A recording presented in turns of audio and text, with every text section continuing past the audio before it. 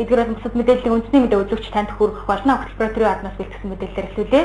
Улсын төсвийн орлого бүрдүүлэлт их хэмжээгээр тасарч байна. Орлогоо бүрдүүлж чадахгүй байгаа учраас төлөвлөгөөд хөрөнгө оруулалтуудаа хийж чадахгүй нөхцөл байдалтай байгааг сангийн сайд танилцууллаа. За үйлдсэн нөхцөл байдлаас гарч нь 2015 оны төсвийн тодтгол гэж төсвийн байнгын орны дарга байр суурь илэрхийлээд байгаа юм а.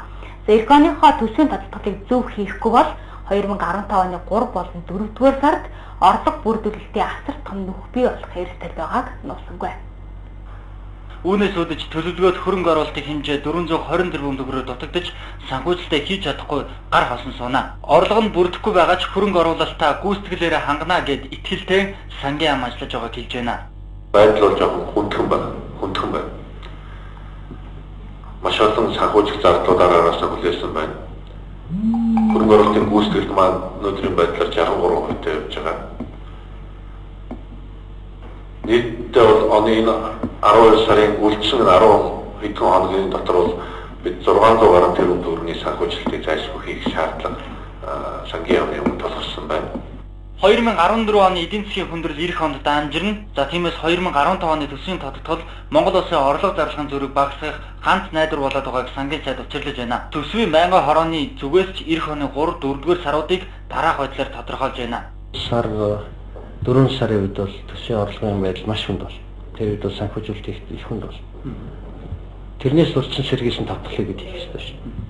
Ялангуяа нэг халамжийн нэг өгөөд байгаа мөнгүүд энэ төр одоо зогсоох хэрэгтэй. Тэгэхгүй бол бид нэр эх жил бол энийг давж болох маш хүнд болно. Улсын санхүүгийн байдалд холбогдох хүмүүс ийм дүн шинжилгээг өгч байна. За хэдийгээр эдийн засгийн хүндрэлээ төсвийн тодтголоор засдаг нь шалгарсан зөв арга биш боловч хэтийн төлөвийг харахад үүнээс өөр оновчтой гарч байхгүй маа. Гадаадын шууд хөрөнгө оруулалт өсөн нэмэгдэж эдийн засгийн өсөлт төсвийг бүрдүүлэх их усүрүүд орлогоо давуулан биелүүлэх боломж тун хомс гэж эдийн засгчид дүгнэж байгаа. За чухамдаа ганц үйлчлэн төсвийн тодтголоо зөв хийх хэрэгтэй гэж хэлж байна.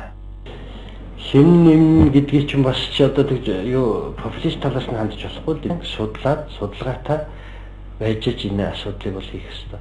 Үнэхээр энэ давхардж гэнэ үү? Тийм үү? Ажил нь илүүдэд байна. Эдийн засгийн хүнд үед хэмнэж болох бүхий л гарч их усүрийг танах хэрэгтэй. За гэхдээ 2009 онд улсын хурал гаргаж байсан алдаагаа давтаж болохгүй. За тухайн үед бүх салбарын төсвийг 10%-аар тансан, хавтгаарсан буруу таналт нь хүүгийн халдвар гарахад нөлөөлж, дөнгөж төрсэн олон нэраа амиа алдахад нөлөөлж байсан юм а. Танахын тулд биш зөв таналт л хэрэгтэй байгаамаа.